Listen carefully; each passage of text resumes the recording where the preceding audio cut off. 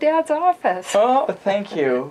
I'm here in Dr. Erickson's office, and where he used to see his patients, and I am with Dr. Roxanna Erickson, his daughter, and we are here to talk a little bit about his work and about hypnosis and about Ericksonian psychotherapy. So thank you for talking to me. I feel honored, and you've been so attentive, and well, thank you for your interest, and I hope that we can bring some information together that will be helpful to others as well. Great, great. So most people, at least in Brazil, think about hypnosis as being something like a magical ritual that the therapist does to his patients, and like he can make all the problems go away. That's unfortunately a very common misunderstanding that is present here as well. I will say that from the time the children in my family, and I'm the 7th of 8 children, the time that we were very young, Dad educated us about hypnosis, not as magic, but as science and as learned skills. And so he was very emphatic that we learn the difference between the myth of hypnosis and the reality of hypnosis. Hypnosis is not magic. The power of the individual remains within the individual. It's not something that the hypnotist does to another person. The role of the hypnotist is to open up the possibilities and let the energy come from within you. And that's very different from magic. It's not power over, but really eliciting a positive response from within the subject.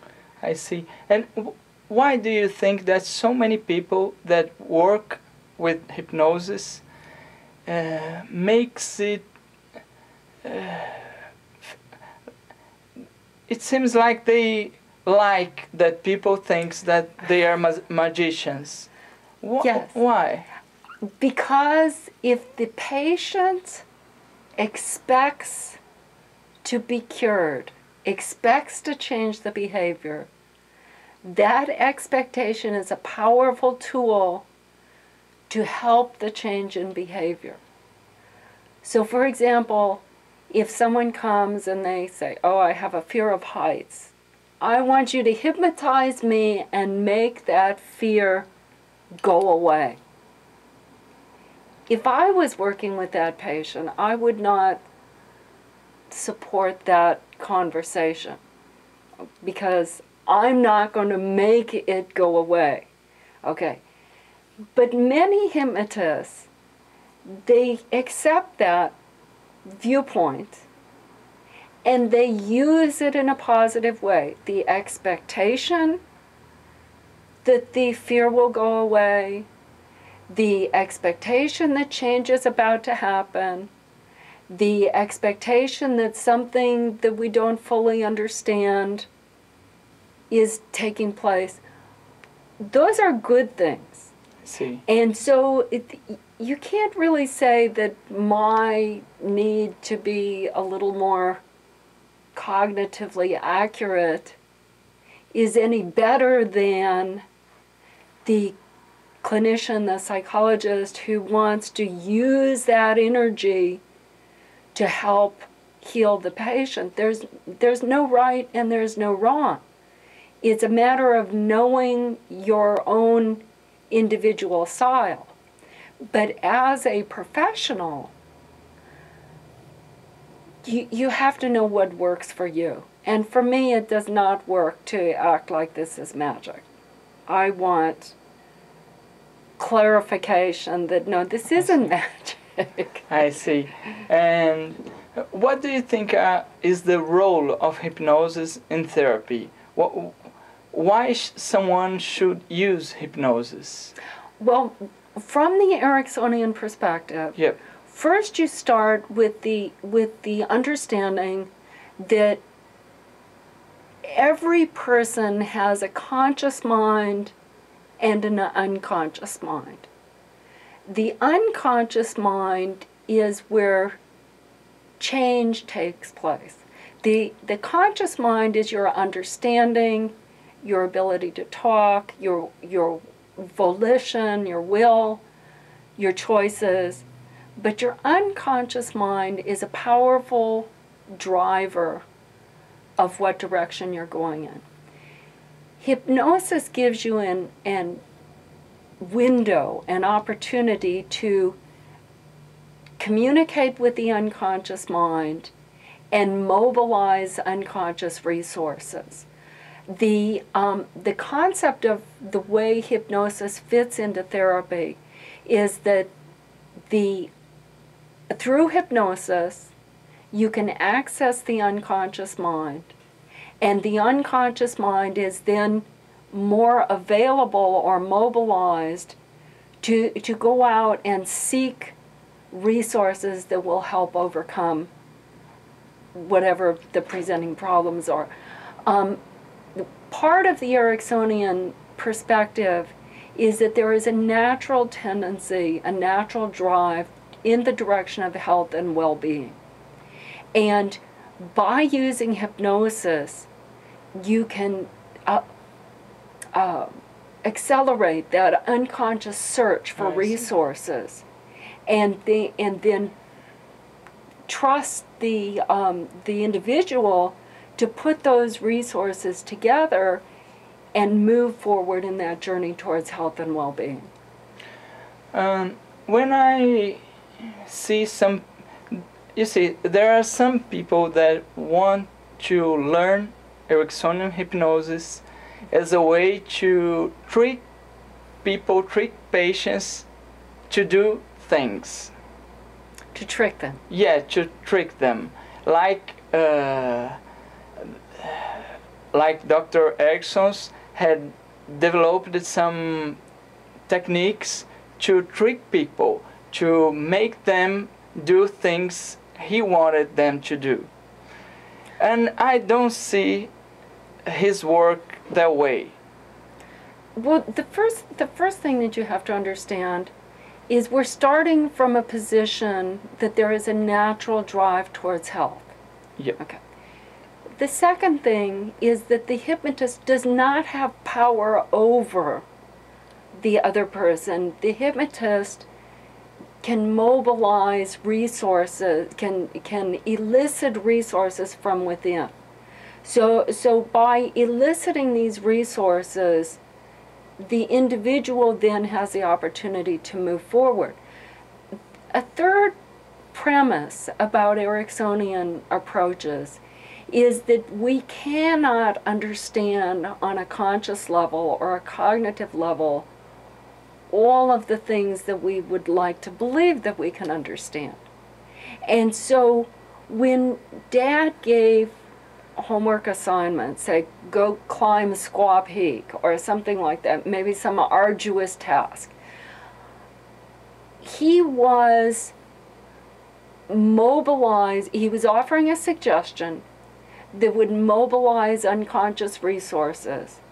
The patient would go follow through with this arduous task, but in so doing, his unconscious mind is looking around and gaining new ideas and new information and integrating that with resources from within.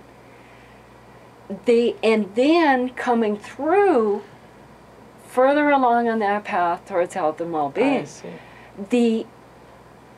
This isn't something that can be gained by saying, well, why do I want you to climb, I want you to climb Squaw Peak, and you to say, well, why should I do that? And then me to explain, well, you get up there, you'll see things differently. It doesn't take place on a conscious level. we don't have the ability to fully understand that process of change. You have to trust your unconscious that it is going to gather new information and it will integrate that information with the resources already held within. And that you may never understand.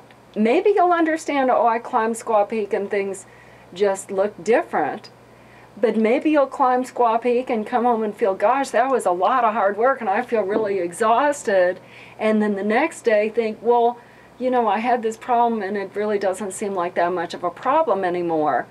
And maybe you'll never put two and two together that climbing up Squaw Peak was meaningful. Maybe it'll just be, well, you know, my problem is kind of fading into the background.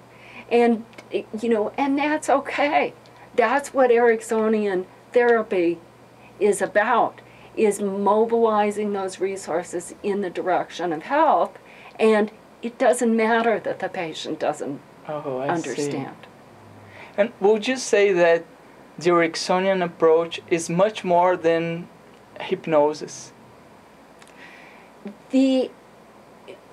Well, when you put it like that, you have to have some clarity about what you're talking about with hypnosis. And as you study hypnosis as a professional, you realize that there's a lot of disagreement about what constitutes hypnosis and what the definition is. And, you know, are you in a trance or are you not in a trance? And when did the trance begin? And when did it go away? And what about naturalistic trances? And what about mini trances? And all of these little details that make hypnosis, instead of getting clearer and clearer what hypnosis is, the more you study it, the less you recognize that you know, and the less you recognize is known in the field. We are at a time when we are developing the technology for brain mapping and scanning that may be more definitive about what hypnosis is. But we're not there yet. Oh, I see. We're not there yet. So if you're going to use hypnosis, you have to have your own perspective, your own definition, one that you're comfortable with.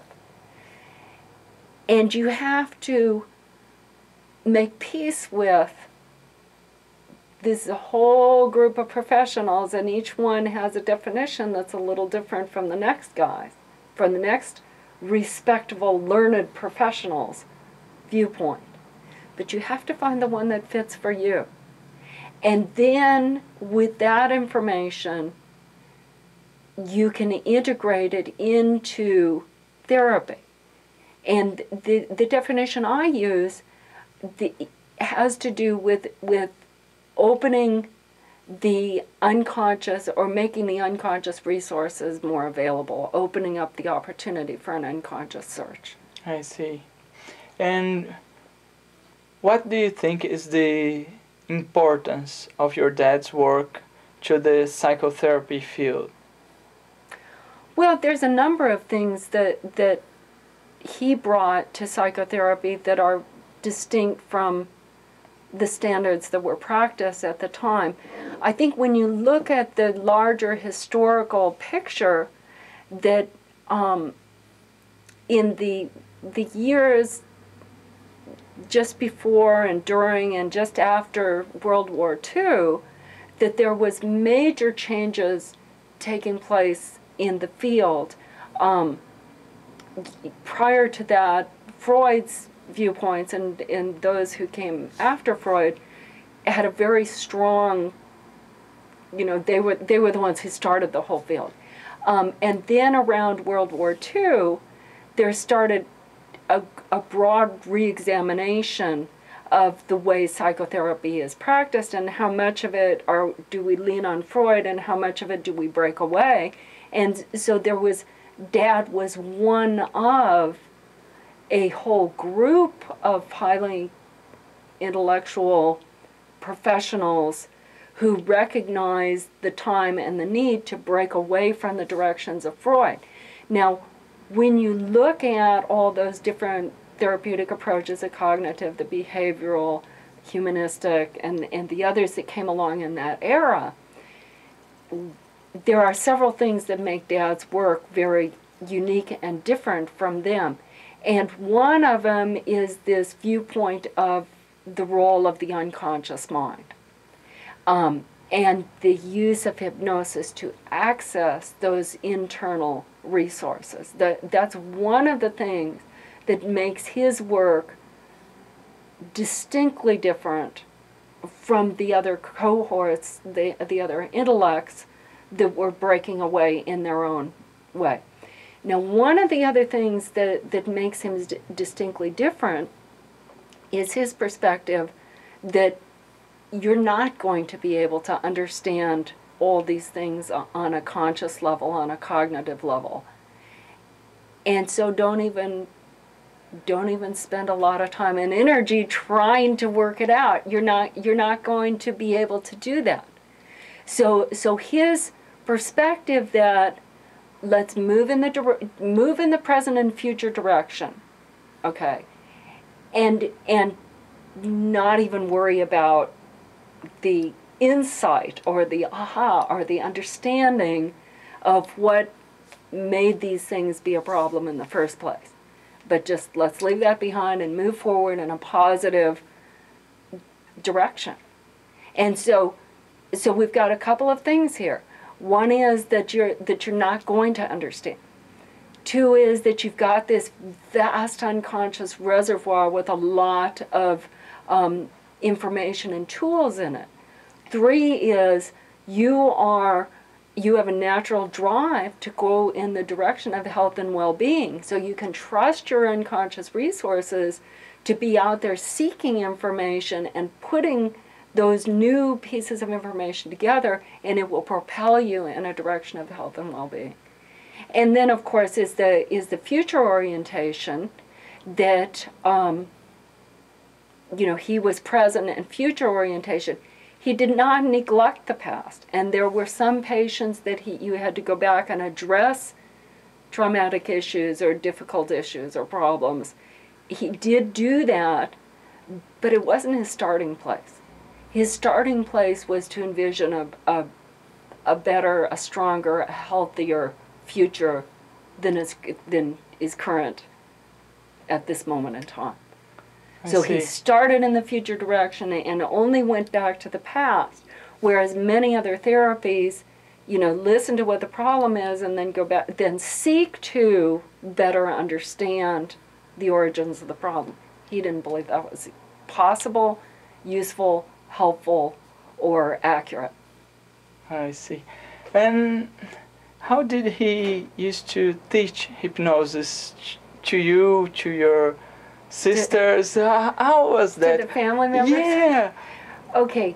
He, of course, growing up in the household here, hypnosis was part of our daily existence.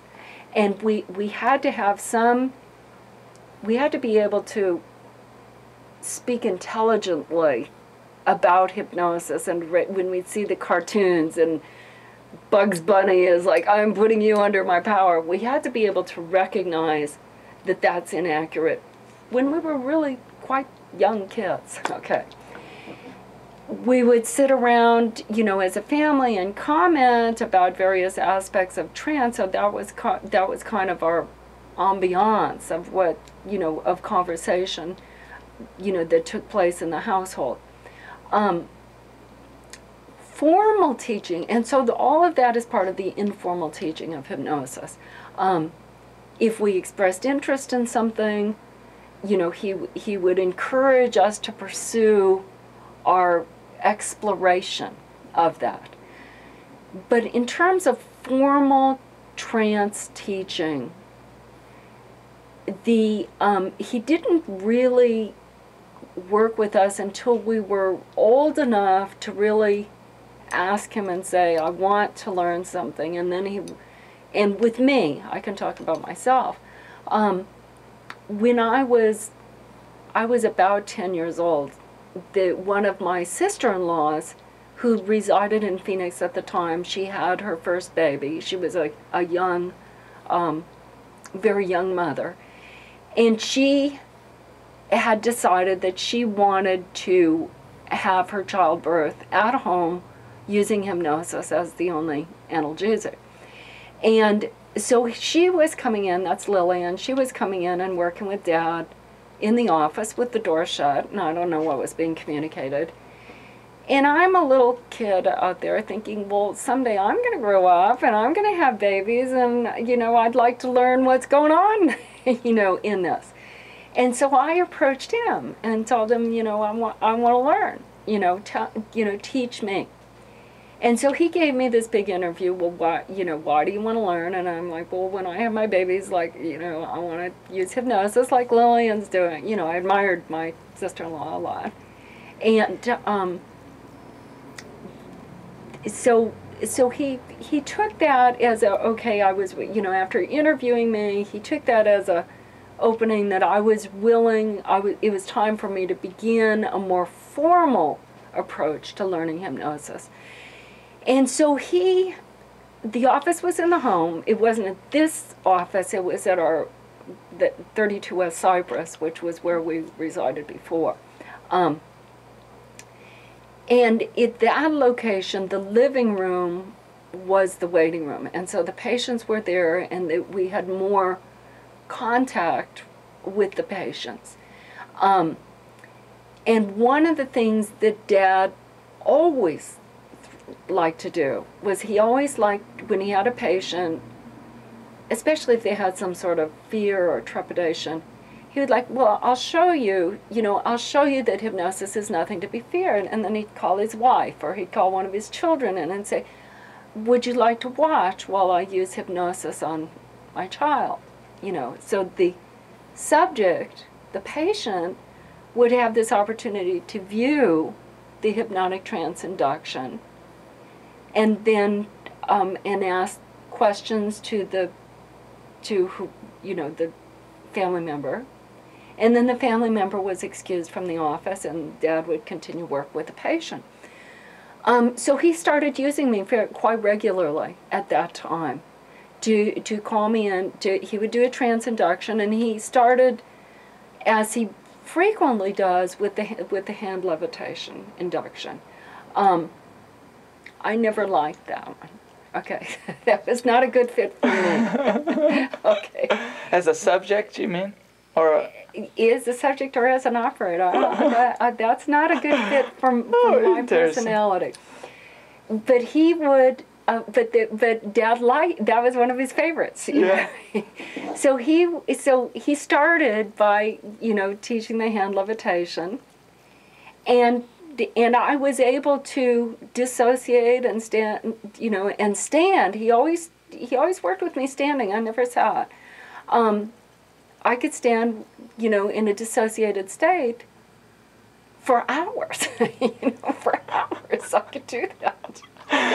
And, with intermittent direction from him, just, be comfortable and find yourself, in a peaceful, comfortable place, and you don't need to listen to what's going on in this office. And so that would go on for a long, time. He would keep me in the office with the patients at times, and then sometimes come back to me.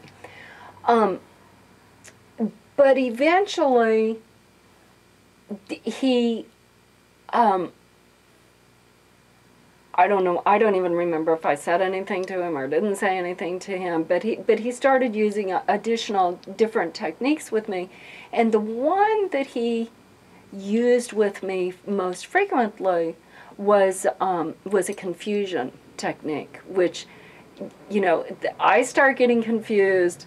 The first thing that happens is I zone out, step back, go inside, try to, and just kind of reset my internal computer. And so if I would walk into his office and he would give me confusing directives, the first thing that's going to happen is that I'm going to go into a dissociated state. My unconscious mind is going to assess the situation. I'm not in danger, nothing wrong is going on here, things are cool, this is okay. And then my unconscious mind would tune in. Does he have any directives for me, or should I just peacefully zone out, in this trance state, and then my unconscious mind would hear when he was speaking to me directly. Okay, so that over the years, that was the one that he tended to use with me most frequently, was the confusion. Is your favorite technique for inductions? No, I don't. I never use the confusion technique. What is your favorite? I use when I'm working. You talking about myself, or are you talking about working with a patient or a client? I use metaphorical inductions when I work with two different kind of almost distinct groups of patients now in my professional work. I do hospital work.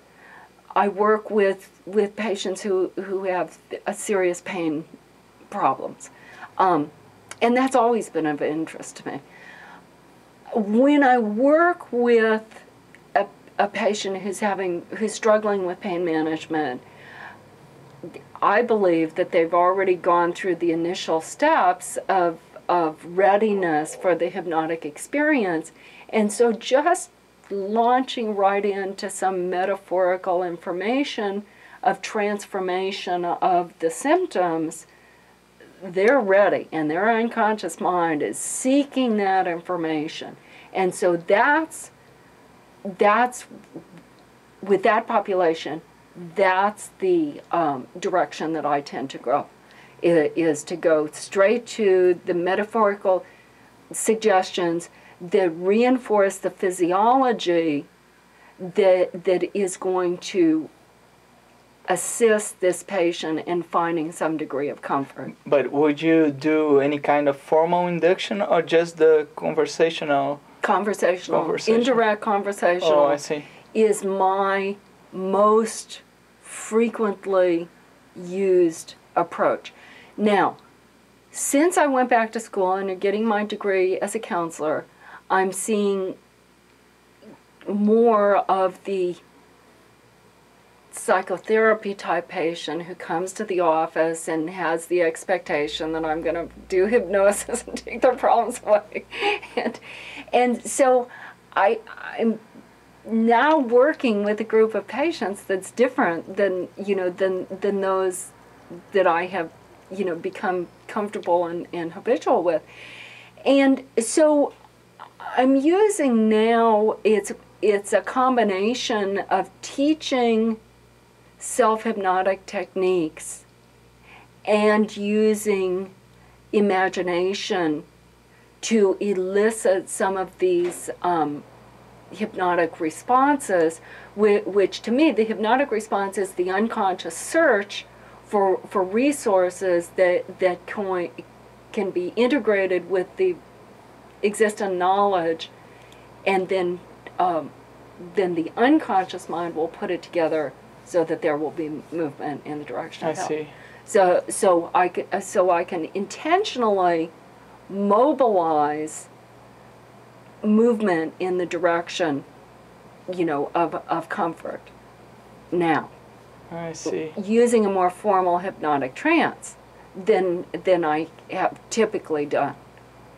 So now I do more. I still don't like that, I still use it occasionally, because patients really seem to like it, that visual reinforcement, that sense of ratification, that yes, my hand is dissociated, I didn't lift it, it just went up there by itself, it's just staying up there all by itself. That's an important thing to a lot of people.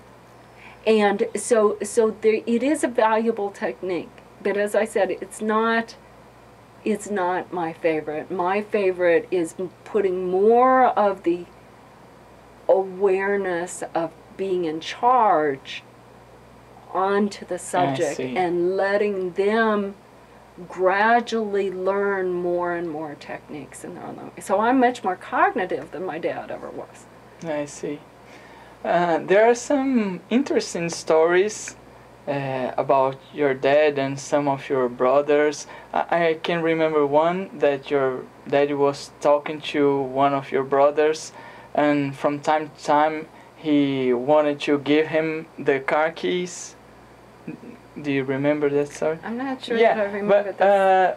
What I want to ask you, is there any interesting story that you remember that he was using some kind of unconscious communications with you? And Well, I think, okay, I need a little more preparation for this, but I think,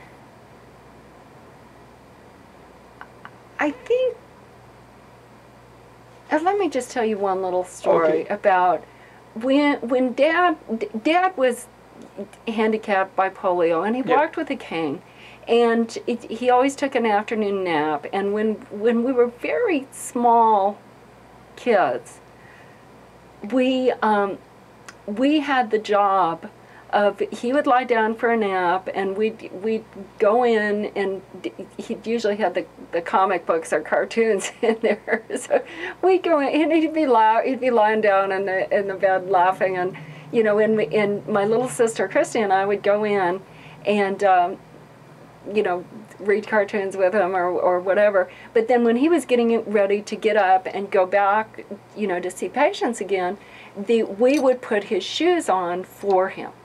And he had special stretchy elastic shoelaces that were fun to play with and stuff like that. But I remember one time that we were very small kids, and so we were getting him ready, and she was putting one shoe on, I put the other shoe on, and we struggled and struggled and struggled and struggled and struggled, and he was just lying there, reading the comic book. And then finally, it took forever to get the shoes on, and then finally, he sits up and he puts his feet down, and he looks at him and he says, "Look at my feet." And we look at his feet, and I'm like, oh my God, we put him on the wrong feet.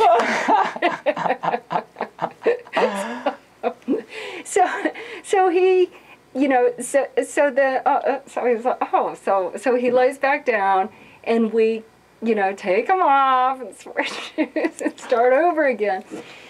And it's like, when I think of that occasion, first off, I can't even, he wore these men's dress shoes that were polished and stiff leather, and he had tender feet. That was, his feet were swollen, and he had hammer toes. And so when I think about that occasion of as a parent, letting the children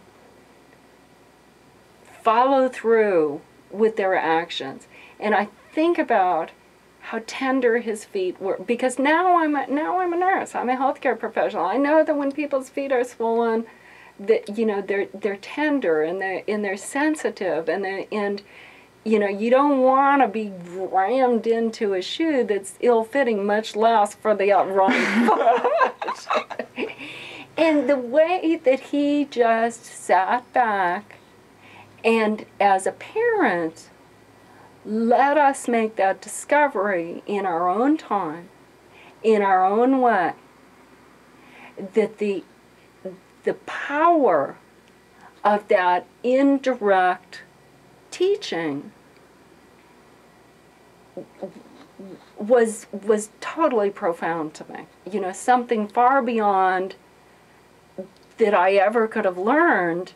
I see. If he had said, "Wait, stop! You're not doing this right. You need some guidance here. You're hurting me," and we had to have been hurting him. But we learned to before we force, when things don't seem to be working out right, to take a step back, to overview the situation, to explore what's going on here. Why isn't this working out the way we anticipated that it was going to work out? Reassess, and then move forward in a well thought out way. That sort of indirect suggestion is it was happening every day in our daily lives. So thank you for the interview. Okay, well, thank you. It's been wonderful. Okay, well, thank you.